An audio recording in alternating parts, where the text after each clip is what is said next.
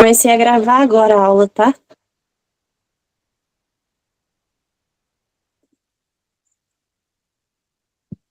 Se caso acontecer alguma coisa, tiver sem áudio, aí vocês me falam.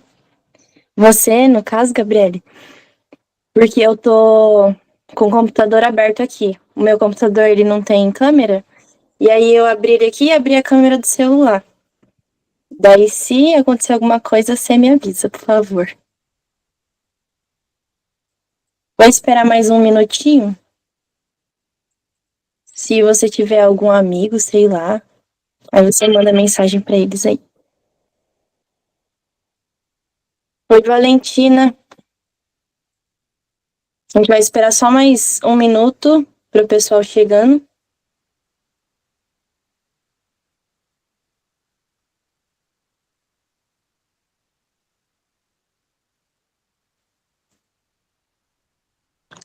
Olá, boa tarde. Oi, boa tarde. Tudo bem? Tudo bem, e você? Tudo bem, graças a Deus. Tá bom.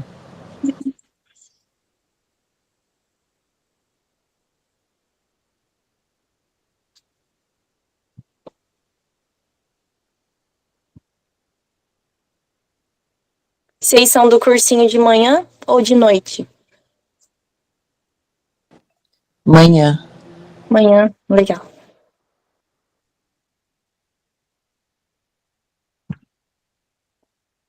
Noite. O que vocês estão achando do cursinho? Estão gostando? Estão se adaptando bem?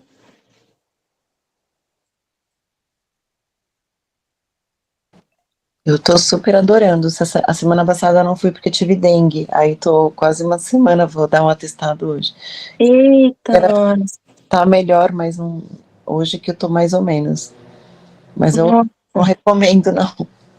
Nossa, perigoso, né, dengue? É, pois é, eu nunca tive. Foi a primeira vez. Nossa, tá tendo bastante caso agora. Sim. Mas melhoras aí pra você. Ah, obrigada. Vamos começando então. Depois que o pessoal quiser assistir, vai estar gravada a aula mesmo. Se vocês quiserem rever depois, vai estar lá no Drive. Acho que os professores vão mandar lá no grupo depois o vídeo. Vai estar no YouTube, na verdade. Vamos lá então. Hoje a gente vai fazer uma revisão sobre química geral, os conceitos básicos, né, de química. E antes da gente começar, eu queria mostrar essa frase para vocês, eu acho ela muito legal, que fala que o conhecimento, ele é relacional. O que isso significa? Que muita gente estuda só para passar no vestibular. Provavelmente esse é o objetivo de vocês, né? Para ir bem numa prova e conseguir uma vaga numa faculdade. Só que o conhecimento, se a gente não tem um relacionamento com esse saber que é do nosso dia a dia, não vai fazer sentido pra gente. Eu acho que se primeiro a matéria não entrar, né, no nosso coração assim, não vai entrar na nossa cabeça. E química, principalmente química, física, matemática, que são matérias da exata que envolve cálculos e muito pensamento, né? E a gente tem que sempre buscar entender, pô, eu tô aprendendo isso, mas o que isso tem no meu dia a dia? Ah, eu tô aprendendo química, mas aonde que eu posso aplicar isso no meu dia? Porque principalmente o Enem, mas os vestibulares também, eles cobram muito isso. Tipo, uma matéria não por decoreba, porque isso qualquer pessoa pode fazer, mas qual é a sua capacidade de desenvolver esse raciocínio sozinho? E isso é muito legal, porque a gente tem que realmente abrir não só a nossa mente, mas abrir o nosso coração para aprender, principalmente química, que parece que é um monstro, mas se a gente ir aos pouquinhos, dá tudo certo. Deixa eu só perguntar para vocês, tá bom o áudio? Tá estourado? A luz tá ruim? Tá de boa? Ah, sim. Tá bom. Então, primeira pergunta para fazer para vocês, Gabriela e Valentina, e quem estiver assistindo depois, você gosta de química? Não precisa responder, mas responde aí na sua cabeça. Você gosta de química? Tem muita gente que fala, pô, odeio química, química é um lixo, é muito difícil.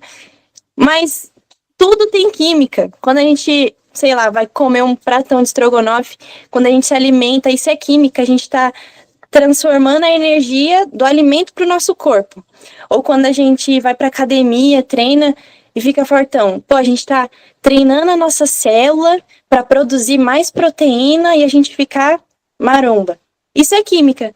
Ou quando, sei lá, você tá apaixonado por alguém e você fica feliz só de ver a pessoa. Isso é química também.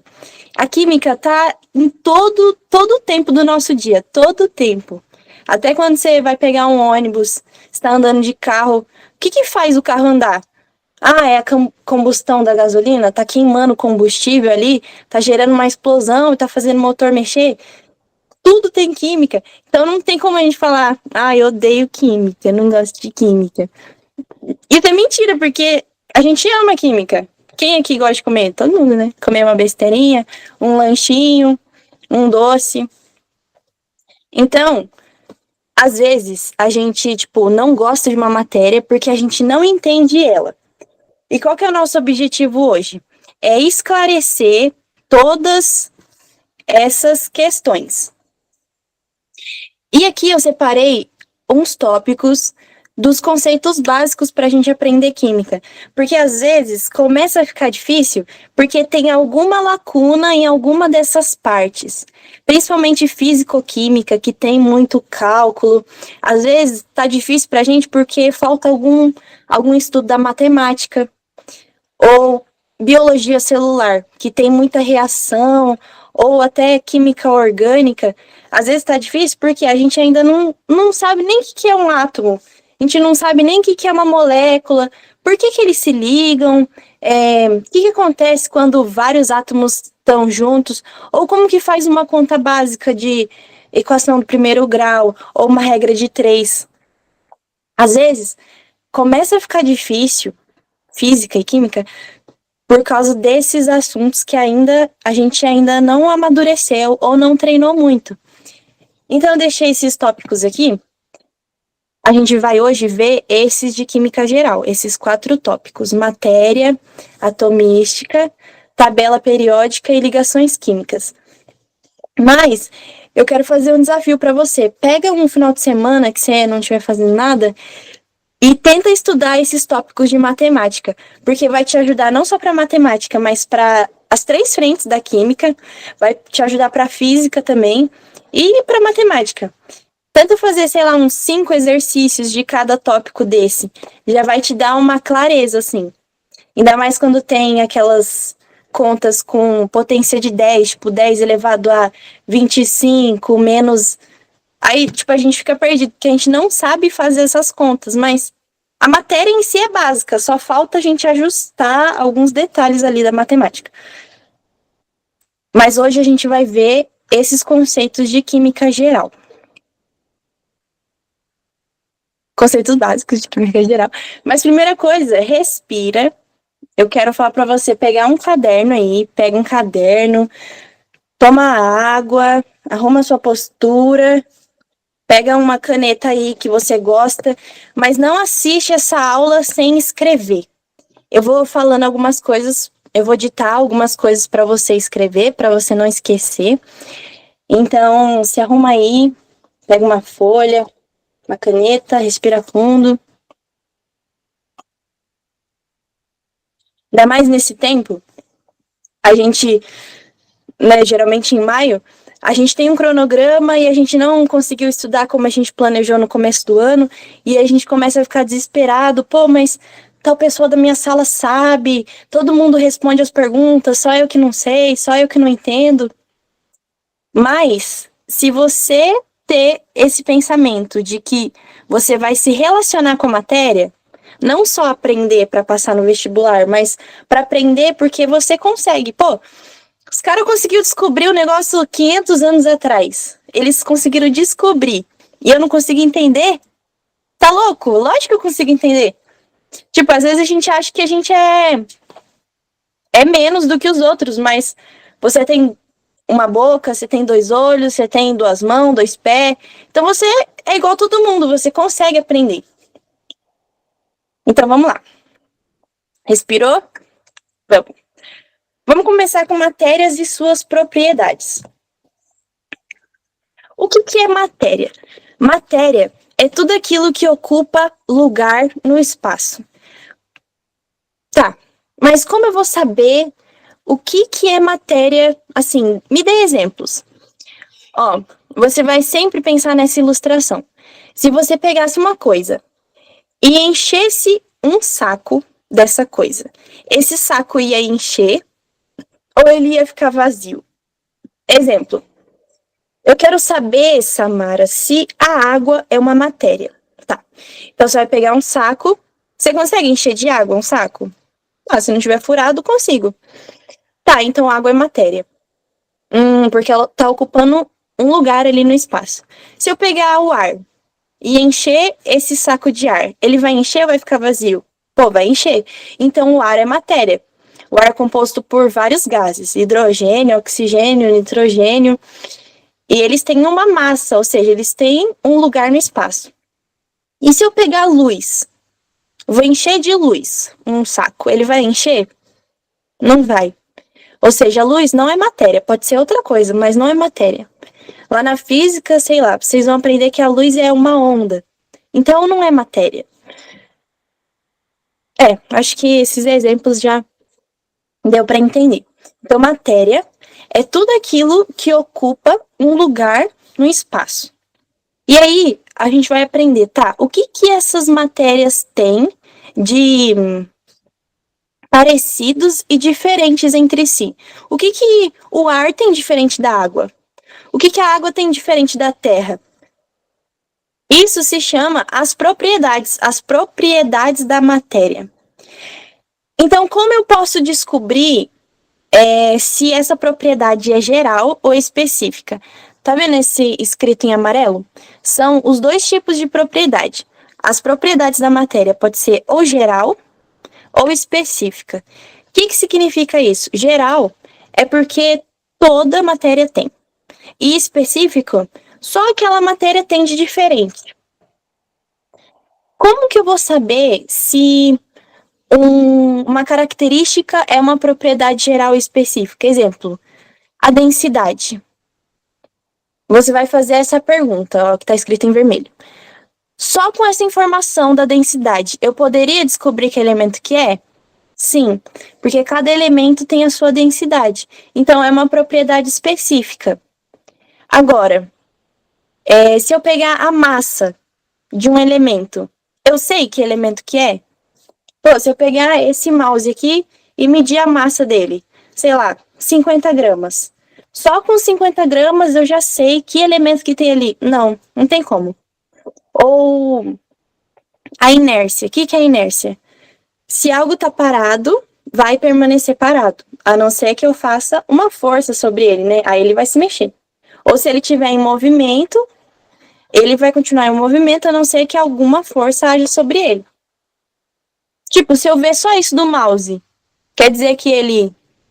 Não, todos os corpos têm isso. Então, todas essas propriedades são gerais. Nossa, mas são muitas, eu tenho que decorar isso.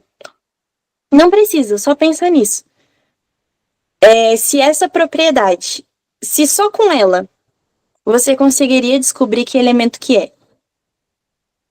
Se for sim, é uma propriedade específica. Se for não, é uma propriedade geral. Mas é bom entender o que cada propriedade significa. Ó, da geral, o que toda matéria tem? Toda matéria tem massa. Toda matéria tem inércia, que é isso que eu expliquei para vocês, do mouse. Toda matéria tem impenetrabilidade, ou seja, não se penetram, né? Não tem como eu pegar um copo e eu vou, nossa, colocar um dentro do outro. Não vai. Pode quebrar os dois, mas nunca um vai entrar dentro do outro. Então, eles são impenetráveis. Divisibilidade. Toda matéria pode se dividir. Simples, né? Compressibilidade. Toda matéria pode se comprimir ou pode se fazer igual um elástico, né? Toda matéria. Até um átomo. E indestrutibilidade. O que significa isso? Que nada pode ser destrutível. Se eu pegar, sei lá, uma presilha dessa aqui e tacar uma bomba nela, tipo, vou explodir ela, ela vai se destruir? Vai sumir? Não. Ela vai se transformar em pó, em combustão, em algum gás ou alguma coisa. Então, nada é destrutível, né? Igual tem uma frase que fala que na química, nada se cria ou nada some, né? Mas tudo se transforma. Tudo se transforma. Então, a indestrutibilidade é uma propriedade geral que toda matéria tem. E aí, o que significa cada uma dessas propriedades específicas? Físicas. Cada matéria tem a sua propriedade física. Propriedade química, que é a composição química, né? Se eles fossem iguais, eles não iam ser diferentes. Organolépticas, o que significa isso? Dos sentidos. Então, pode ser, sei lá, eu vou te perguntar. Ah, tem uma fruta que ela é azeda, mais azeda que a laranja. E ela é verde e ela tem um cheiro forte. Você vai saber, pô, é o limão. Porque é uma propriedade específica dele. É organoléptica porque envolve os sentidos, né? Funcionais, que é propriedade de como funciona essa matéria. E a densidade, que eu já expliquei, eu acho. Mas o que é densidade? É uma massa por um volume. Se uma substância ela tem uma massa maior num volume menor, significa que ela é muito pesada, né? Ela é muito densa. Se ela tiver igual, sei lá, uma bolinha de ferro, se você jogar na água, ela vai afundar, porque ela é muito densa, ela tem muita massa em um volume pequeno. Agora, você pegar isopor. O isopor, ele tem pouca massa num volume muito grande. Então, ele é menos denso, né? Se você jogar na água, ele vai boiar, provavelmente. E aí, tem os estados da matéria. Nossa, daí vocês já devem estar cansados de ver, desde a escola. Mas às vezes a gente esquece, né? Então, eu queria fazer um desafio para vocês, agora. Fala para mim, Gabriele, ou escreve aí no chat, o que você acha que é esse processo da seta azul que transforma uma matéria sólida em líquida? O que você acha que é?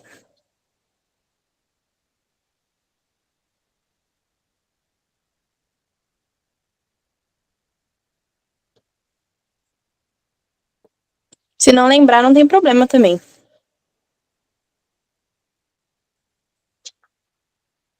Porque eu não sei vocês, mas na escola eu já escrevi tanto esse resumo, só que chegava na hora eu não lembrava os nomes.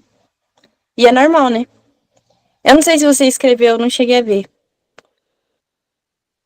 Mas enfim, é fusão. Não sei se você escreveu, certo?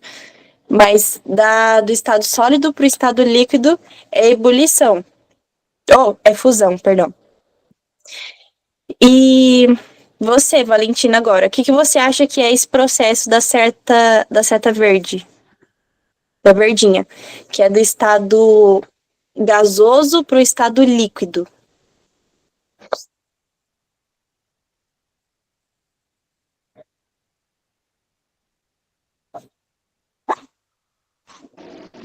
Ebulição? Eu não lembro.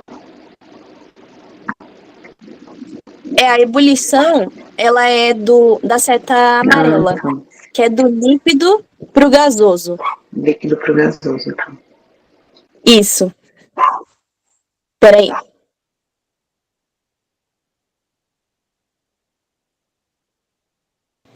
Ó, então da seta azul é fusão, que vai do sólido pro líquido. A seta amarela é ebulição, que vai do líquido pro gasoso. E aí, ó, do gasoso pro líquido, que é a setinha verde. Pensa, as moléculas, elas estão... Por que elas estão evaporando? Porque elas estão se espalhando. Então, se eu pegar elas e condensar, elas vão ficar líquidas. Então, esse verdinho é condensação. E o preto, se eu pegar o líquido e juntar mais ainda as moléculas, aí elas vão ficar sólidas, né? Ou seja, solidificação, o pretinho. E aí tem o vermelho, que é quando passa do sólido para o gasoso. Já teve uma questão que caiu sobre a naftalina, que é um negocinho para espantar barata, né? Parece um comprimido assim, e ele desaparece. Mas daí a questão estava perguntando, por que ele desaparece? Que processo ele passa ali na matéria? É porque ele passa do estado sólido para o gasoso. Então, aquele comprimidinho, ele não derrete. Ele só passava do sólido para o gasoso. Ele só evaporava. E aí estava perguntando, qual que é o nome desse processo? O nome desse processo é sublimação, que é quando passa do líquido, do sólido para o gasoso, a setinha vermelha. Depois, se você quiser fazer esse esqueminha no seu caderno, você escreve aí o vermelhinho, é sublimação. E a rosa, né, que é do gasoso pro sólido, é ressublimação. Então, quando fala assim, um elemento tem ponto de fusão tal, o que isso significa? Significa que nesse ponto, por exemplo, a água tem um ponto de fusão 100 graus. Significa que a 100 graus, ela vai derreter. Ela vai passar do estado... Ponto de ebulição, a 100 graus. Significa que ela vai passar do estado líquido para o gasoso. Ou se falar ponto de fusão, quer dizer que é a temperatura que aquele elemento vai passar do estado sólido para o líquido. Tem sentido ou ficou confuso?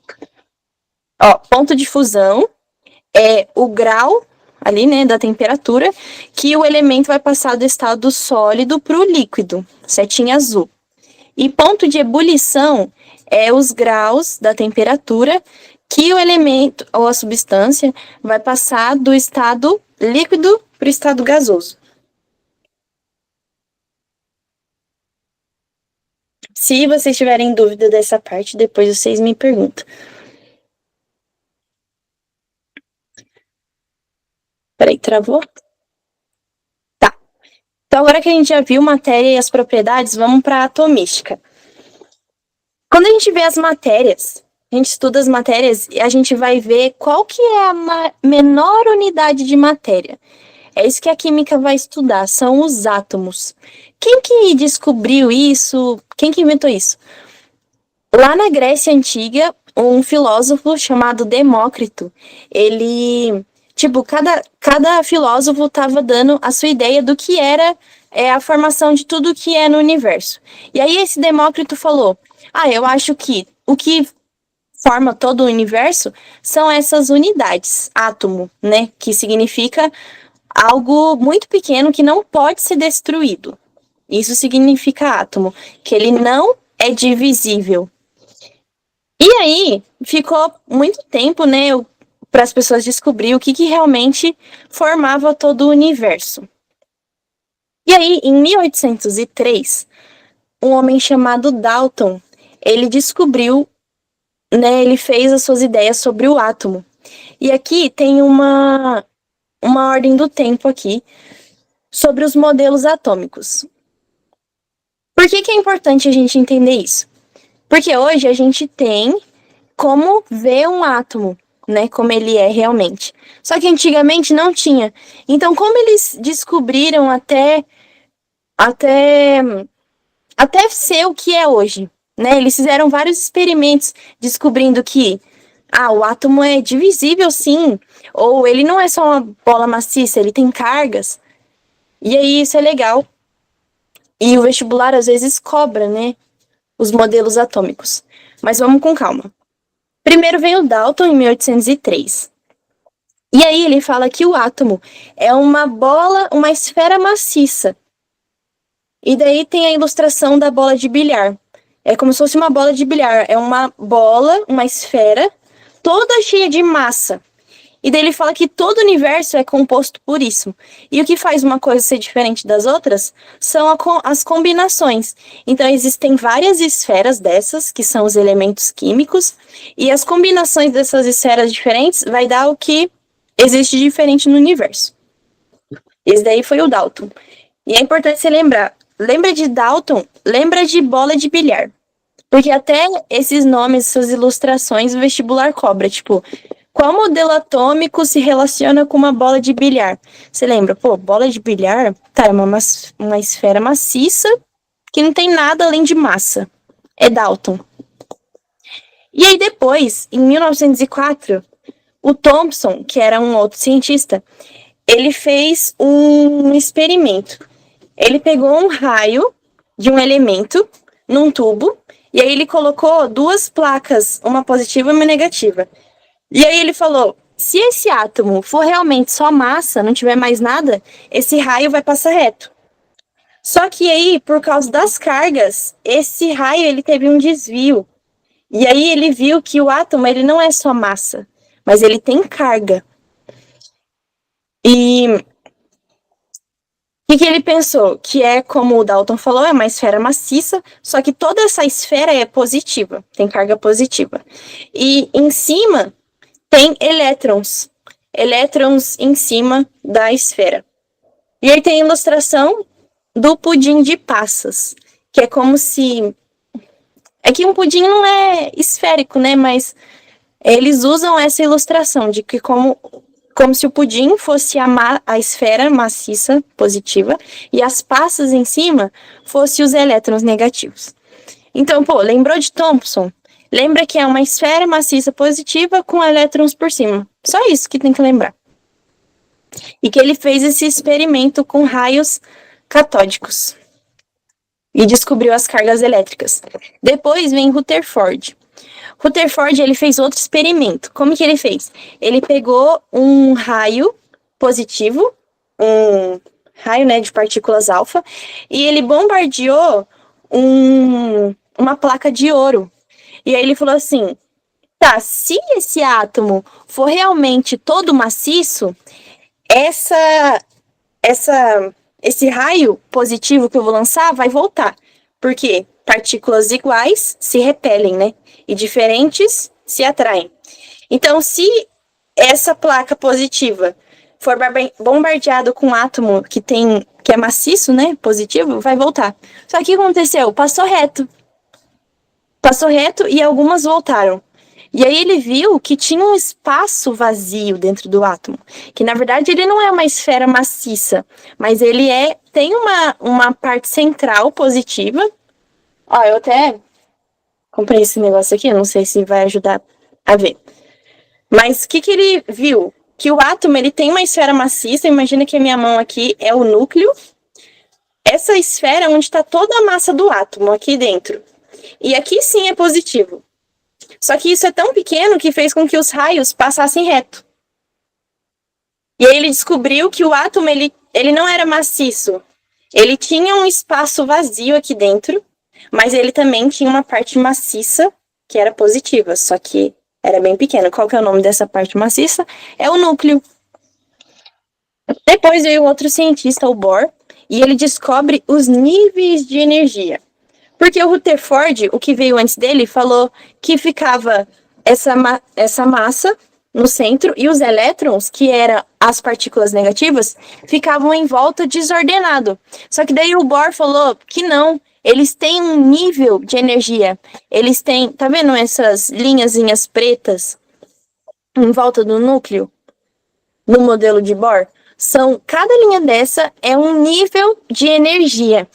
E o elétron, ele tem o seu nível, ele não vai ficar aleatório em volta do átomo. E aí ele descobriu o fóton.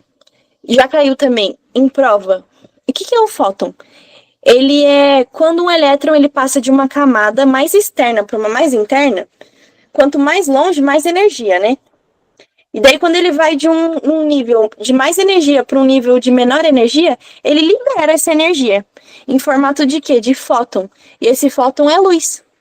Então, toda vez que um elétron ele tá ali em volta do núcleo, E aí ele vai para um nível menor de energia, fica mais próximo do núcleo. Ele libera essa luz. A maioria das coisas que a gente vê que tem luz é por causa dos fótons dos elétrons. E ele descobriu isso. E por último tem esse modelo de Schrödinger, não sei falar o nome dele, mas o que ele falou? Que o elétron, ele não pode ser calculado. Tipo, eu não posso falar, o elétron tá ali, ó. Porque eles são tão rápidos que o que eu posso medir é a probabilidade dele estar ali. Então, ele fala da nuvem eletrônica. Tá vendo essa nuvem azul em volta do núcleo? É a nuvem eletrônica. Ah, então cada pontinho azul desse é um elétron? Não. Cada pontinho azul desse é a probabilidade do elétron estar ali. Então, isso é bem legal. E o modelo atual, né, o que a gente consegue enxergar, né, na realidade, é o que mais se parece com esse de Schrödinger. Só que, existe o modelo perfeito? O melhor então é o último, né? Porque é o que mais parece com o real. Não. Se a gente quiser estudar, por exemplo, moléculas, a gente vai preferir o modelo de Dalton. Ou se a gente quiser estudar sobre as cargas elétricas, o de Bohr vai ser melhor. Então, não tem qual é o melhor, mas a gente tem que saber todos, pelo menos o nome deles, o nome dos cientistas que descobriram. E aí tem um macete muito legal. Eu não sei se vocês têm aula de química geral com a Ingrid, mas na época que eu fiz o Gera Bicho, era ela que dava aula de química geral. E ela deu um macete muito legal, que é assim, ó. Você faz assim com a mão, e aí é o modelo de Dalton, porque é a esfera maciça. Thomson, que é a esfera, né, maciça, só que com as cargas negativas por cima, igual pudim de passas. Rutherford, porque ele descobriu que tem, né, uns espaços vazios no núcleo. Bohr, o que significa? Isso, é o elétron pulando de uma camada para outra, sabe? E liberando o fóton. Bohr. E Schrödinger, que é a nuvem eletrônica. Então, é legal, se você quiser treinar depois, ó, você faz Bohr, Dalton, Thomson, Rutherford, Bohr e Schrödinger. Dalton, Thomson, Rutherford, Bohr e Schrödinger. Depois você tenta. Você decorando isso, já era. Você decorou os modelos atômicos. Entendeu? Não é difícil. Você consegue. Depois, vê uns vídeos no YouTube dos experimentos que eles faziam. Vai te ajudar a decorar melhor. Tá. Afinal, como que o átomo é? Samara, você me mostrou um monte de modelo, continuo sem entender nada, não sei como que acontece na realidade. Tá. Na verdade, o átomo ele se parece mais com o último modelo que a gente viu. Ele raramente vai ter um formato esférico. Na verdade, os elétrons eles não ficam uniformes em volta do núcleo. Eles ficam todos, assim, não bagunçados, mas organizados de um jeito diferente. Igual tá nessa fotinho aí. Só que pro vestibular, eu acho que ninguém aqui quer estudar física quântica, que estuda os átomos. Mas se pro vestibular, os modelos que a gente mais usa é esses dois aí, de Dalton e o de Bohr. Por quê? O de Dalton é melhor pra gente estudar as moléculas. Não tem esse desenho de molécula que é ligado por tracinho? Eles estão ligados assim, na realidade? Não. Só que é melhor para representar assim, a gente consegue entender melhor. Então, quando vai aprender sobre química orgânica ou ligações químicas, a gente usa essa representação. Só que isso não é o que acontece na realidade, mas a gente usa porque é mais fácil. Ou esse outro modelo aqui de Bohr, que ele mostra as cargas, o espaço que tem entre a eletrosfera e o elétron e o núcleo. Mostra que o núcleo ele é positivo e, né, a eletrosfera é negativa. Então, esse modelo é legal para quando a gente quer estudar as propriedades ou as dinâmicas da carga elétrica. Tipo, quando a gente vai aprender pilha, ou bateria, ou até física elétrica, ou radioatividade, que é ou a radiação quando o átomo ele se separa, né, fissão nuclear, fusão nuclear, esse modelo vai ser legal para a gente estudar. Então, tem modelo perfeito? Não, depende do que eu quero aprender. Mas saber quais são, igual Dalton, Rutherford, né? Dalton, Thomson, Rutherford, Bohr, Schrödinger, é legal para... Pode ter alguma pergunta também que caia sobre isso. O nome dos caras e o tipo de modelo atômico. Então tá. Então agora vamos realmente estudar o átomo com esse modelo aí de Rutherford. O átomo ele é o núcleo mais a eletrosfera. E o núcleo é onde está toda a massa do átomo. Ah, então o elétron não tem massa? Tem, mas é tão pequenininha que a gente conta como zero. Então toda a massa do átomo a gente vai falar que está dentro do núcleo. E a massa é a soma dos prótons e dos nêutrons. Então, os prótons têm massa? Tem. Os nêutrons têm massa? Tem. Elétron tem massa? A gente fala que não. O elétron tem carga negativa? Sim. Próton tem carga positiva e o nêutron não tem carga. E aí, olha só. Número atômico, quando o professor falar, o carbono tem número atômico 6. O que significa isso? Número atômico é o número que ele tem, como se fosse o RG dele, que é o número de prótons. Então quer dizer que ele tem 6 prótons no núcleo dele. E o número de... E a massa do átomo, o peso do átomo, é a soma dos prótons e dos nêutrons. Essas representações de letra é legal vocês saberem, tipo, que Z é número atômico, P é número de prótons, A é massa do átomo, N é número de nêutrons. E o número de elétrons num átomo sempre vai ser igual ao número de prótons. Então, se eu ver lá um elemento que tem número atômico 13, tá, eu sei que número atômico é o número de prótons. E eu sei também que próton, o mesmo número de prótons é o número de elétrons. Então, olha só você vendo o número atômico de um elemento, você sabe quantos prótons tem, quantos elétrons tem. Isso é legal, é importante. É a interpretação, né, da química. Tipo, nenhum vestibular vai pedir para você decorar a tabela periódica inteira, mas você sabe interpretar? Você sabe entender o que é um átomo? Pô, eu sei, tem um núcleo, é onde está toda a massa, que está os prótons e os nêutrons, e os elétrons por fora. Depois dá uma lida de novo nesses slides e vai te ajudar a fixar melhor. Então, se eu pegar esse átomo e tirar ou adicionar elétrons nele, eu vou formar um íon. Vocês já devem ter ouvido essa palavra aí no cursinho. Íon cátion ou um íon ânion. O que significa isso? É um átomo que ele está neutro, tem a mesma quantidade de prótons e elétrons. E aí, quando eu tiro elétrons ou adiciono, por exemplo, se eu tirei elétrons, o átomo ele fica positivo. Olha o primeiro exemplinho ali, que tem 5 prótons e 3 elétrons por fora. Você entende que não tem como eles, um anular a carga do outro? Eles ficam com carga positiva por causa do próton, porque eu tirei elétron. Ah, Samara, e se eu colocasse mais próton? Não tem como. Ou você tira elétron, ou você põe elétron. Não tem como tirar ou colocar próton, é só elétron. Então, se eu tirar o elétron, vai ficar positivo, né? Porque o elétron é negativo. Mas se eu colocar mais elétrons, aí vai ficar negativo.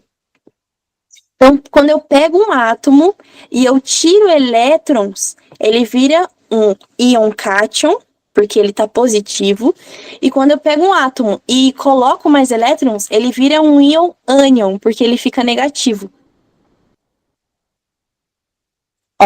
Íon cátion, positivo, quer dizer que eu tirei elétron. Íon ânion, negativo, porque eu adicionei elétron no átomo, só isso. E aí, se eu pegar vários átomos e agrupar eles viram moléculas. Então, olha só, tudo é formado por átomos. Então, se eu pegar os átomos, eu posso juntar, fazer várias combinações e formar moléculas.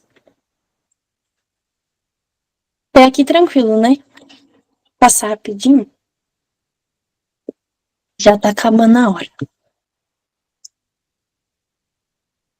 Tá, então resumindo.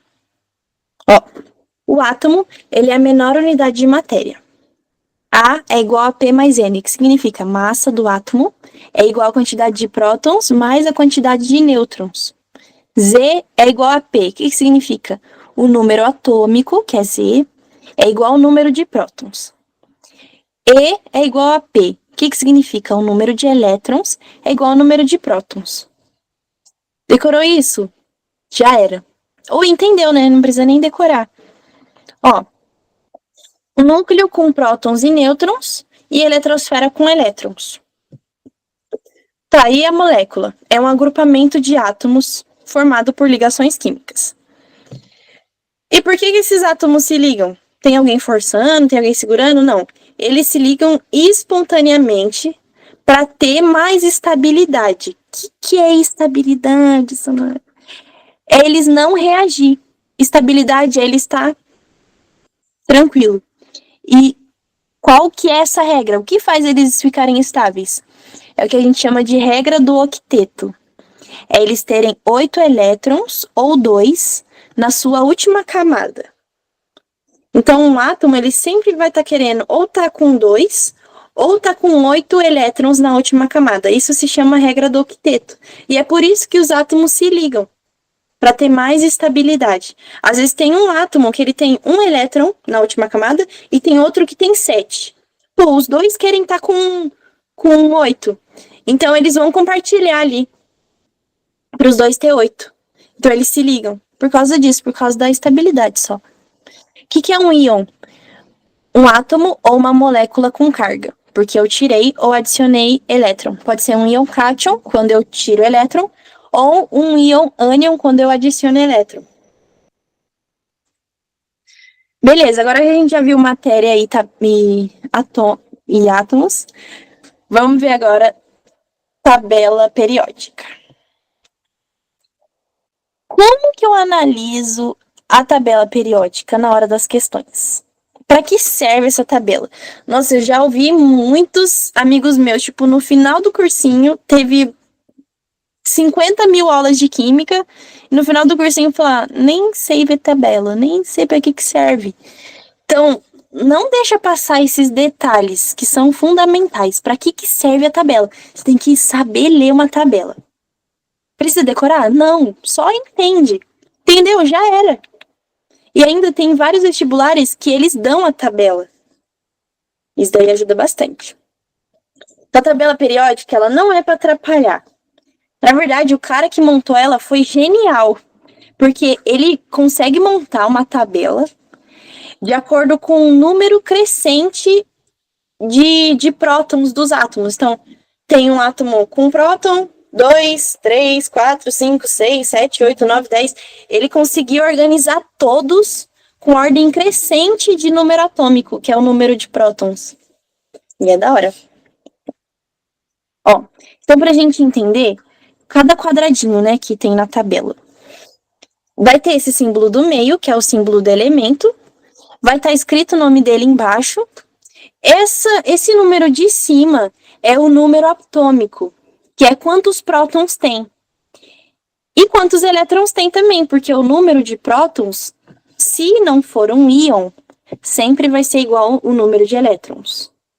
O número de prótons de um átomo sempre vai ser igual ao número de elétrons que fica em volta deles, se ele não for um íon.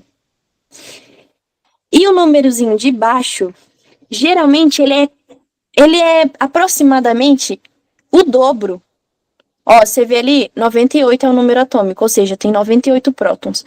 E 251 é a massa atômica, mais da metade, né? Por quê? A soma, né, que é a massa atômica, é os prótons e os nêutrons.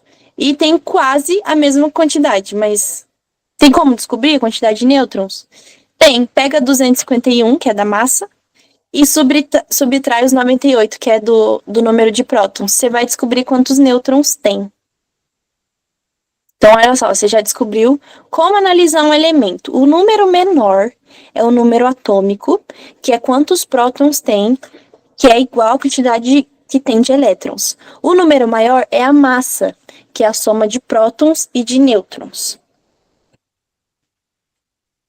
Tá, como que eu analiso essa tabela? Essa tabela está organizada em ordem crescente de número atômico. O que é isso, Samara? Ó, você vê aqui o hidrogênio. Acho que não vai dar para ver meu mouse. Ó. O hidrogênio aqui, tá vendo? Ele tem número 1, e depois vem aqui número 2, número 3, 4, 5, 6, 7, 8. Tem ordem crescente de átomos. Então, esse número pequenininho é o quê? Quantidade de prótons, que é a mesma quantidade de elétrons. Então, nesse elemento boro aqui, tá, eu sei que tem 5 prótons, tem 5 elétrons também, tem 10 de massa. Então, se eu subtrair 10 de 5, vai ter 5 de nêutrons. Então, tem 5 nêutrons, 5 prótons e 5 elétrons. Tá. Então, por que eles estão organizados desse jeito, separado por cores? Essas cores não é para deixar eles mais bonitinhos, é para mostrar o que eles têm em comum entre eles. Cada linha dessa aqui, ó, horizontal, são as camadas ou nível de energia. Significa que esse elemento aqui tem uma camada de energia. Esse aqui, 2, tem 2 camadas. Então, 1, 2. Esse aqui, 3, tem 3. 1, 2, 3. Em volta do núcleo, né? Então, esses daqui são os níveis de energia, que são as camadas eletrônicas. E esses números de cima aqui, que são os grupos, são o número de elétrons na última camada. Nossa, isso é o que as pessoas menos sabem sobre tabela, mas é o mais importante para você entender ligações químicas. Por quê? Ó, aqui tem 1A, é o nome do grupo. 1A, 2A. Aí pula esses daqui do meio. 3A, 4A, 5A, 6A, 7A, 8A. Vai ter tabela que vai estar escrito esses A, é que eu apaguei aqui dessa. O que isso significa? Esse daqui, 3A, significa que eles têm 3 elétrons na camada de valência. Lembra que eles precisam de 8? Então, ele vai se ligar de forma que ele receba 8 elétrons. Então, ele vai fazer 5 ligações, porque ele já tem 3 elétrons. Então, se ele fazer 5 ligações, ele vai conseguir ter os 8. Ou o carbono. Ah, o carbono está na 4A. Significa que ele tem 4 elétrons. Então, para ele ter mais 4, para dar 8, ele vai fazer 4 ligações. Então, olha só você sabendo os grupos, você já sabe quantas ligações cada elemento faz. O flúor, ele é da 7A. Então, ele tem 7 elétrons na camada de valência. Para chegar a 8, falta quantas ligações? Uma. Isso é legal. Você aprendeu isso?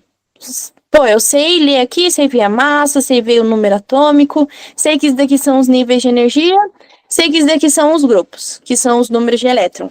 Nossa, você já tá na frente de muita gente. Você já vai conseguir ter uma base bem firme nisso.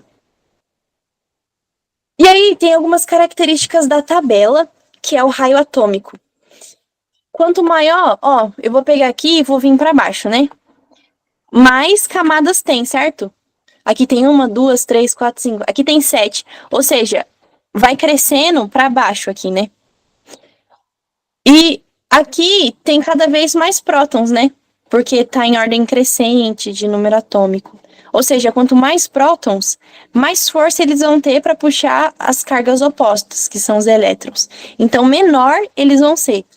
E aí tem essa relação de raio atômico, que ele cresce para baixo e para a esquerda. Porque para baixo, quanto maior, mais camadas eletrônicas, mais longe os elétrons ficam, maior o tamanho do raio.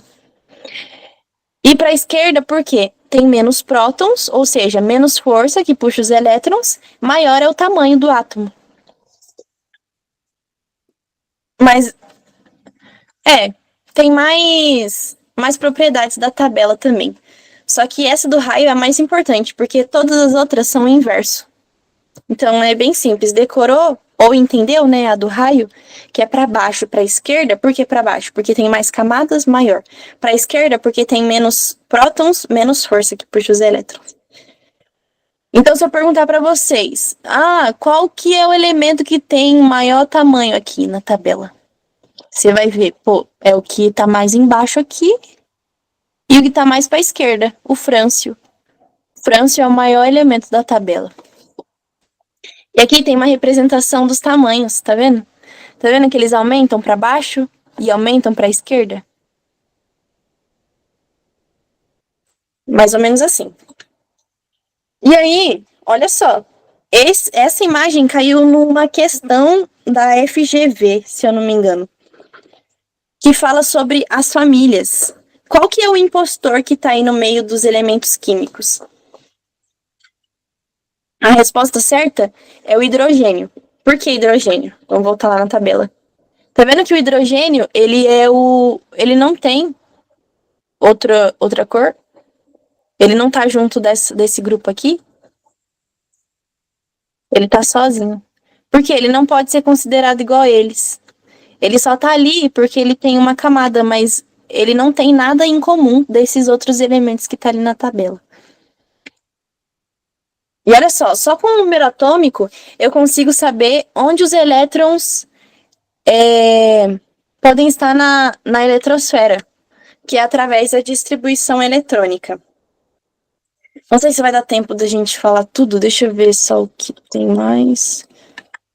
Eu vou falar sobre ligações químicas, daí se der tempo a gente fala sobre a distribuição eletrônica. Ligações químicas. Tá, os átomos se ligam para ter mais estabilidade, igual eu expliquei para vocês. O que é estabilidade? É não reagir. Então, todos eles querem ter 8 elétrons na camada de valência. O que é camada de valência? É a última camada que o átomo tem.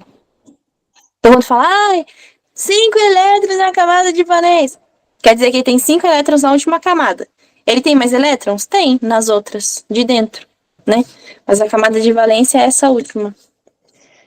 Isso aqui, nossa, você tem que saber.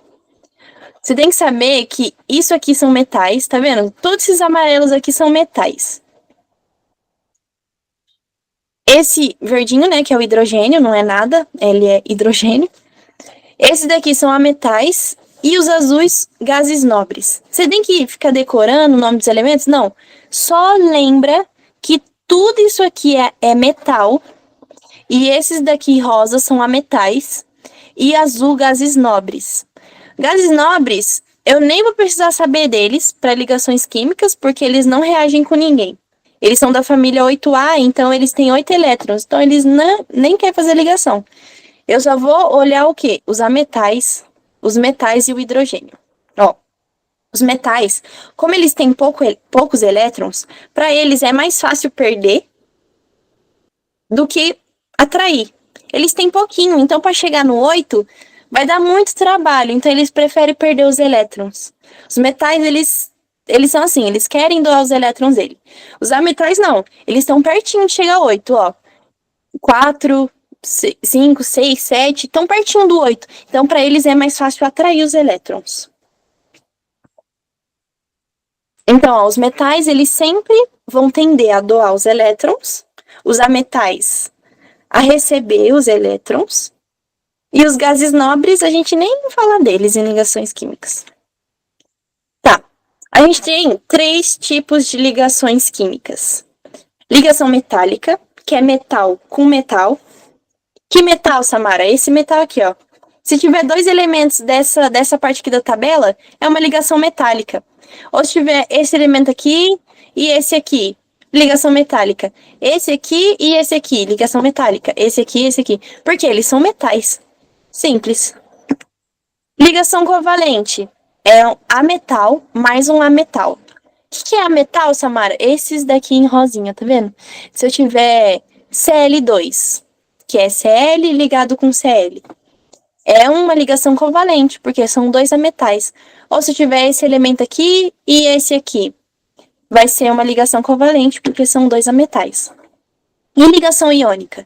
É quando tem um metal e um ametal. Ou seja, um metal e um ametal. Vai ser uma ligação iônica. Qual é a diferença entre eles? O Os metais, lembra que eles preferem perder os elétrons? Então, quando eles se ligar com alguém, eles vão liberar os elétrons deles.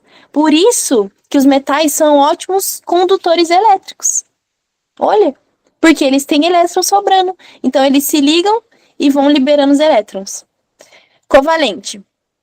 Vou tentar terminar aqui em 2 minutos, rapidinho.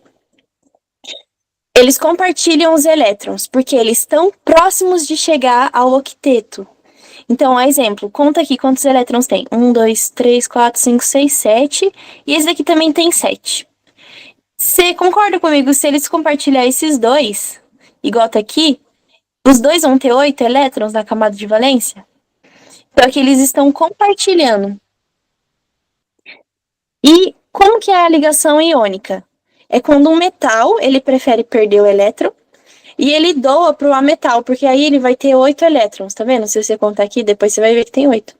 E aí ele vai ficar com carga positiva, né? Porque ele perdeu o elétron. E o ametal vai ficar com carga negativa, porque ele ganhou o elétron. Então aqui tem exemplos, né? O ferro ligado, ou o O2, que é o gás, né? O gás oxigênio. Ou NaCl, que é o cloreto de sódio. Cada um deles tem as suas características. E a ligação metálica, né? Tem os exemplos aqui dos metais, forma os metais. Ligação covalente forma os compostos covalentes e moleculares. E a iônica forma os compostos iônicos. Aqui embaixo depois se dá uma lida, que é sobre as características deles. Quase sempre o vestibular pergunta também, tipo, qual que é a característica dos metais? Aí você tem que entender, né? Por que eles são duros? Porque eles estão muito ligados. Por que eles são condutores elétricos? Porque eles liberam os elétrons. Por que eles têm muito brilho? Porque eles têm muito elétron, né? Lembra que o elétron, ele, né, a movimentação dele faz o fóton, que é... Então não é decorar, é mais entender mesmo. E aí, eu deixei uns exercícios aqui, se vocês quiserem fazer depois. Eu vou mandar também umas ideias de vídeos que vão dar uma reforçada no assunto. Mas a principal coisa é você focar nesses tópicos aqui. Se vocês quiserem depois né, algum reforço sobre até exercícios de química, sobre essas partes de esses conteúdos de matemática, né, eu não sei se eles liberam, mas dá para fazer também umas questões de física com cálculos. E foca nessa parte que vai dar bom. Vocês têm alguma pergunta, meninas?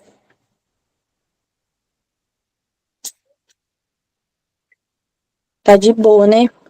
Vou liberar vocês para vocês irem para aula de redação. Mas eu sei que ficou meio muito rápido. Não sei se ficou muito rápido, mas qualquer coisa depois a gente reforça de novo e vai dar tudo certo. Força, peguem firme, comecem do básico, não pule etapa, não vai para outro assunto se você não entendeu o de antes. E química é assim, é igual matemática. Você entendeu a base, entendeu o átomo, já era, você entende tudo. Beleza?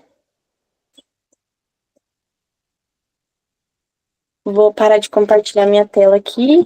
Se vocês quiserem sair, podem sair também. Obrigado, Valentina, Gabriela.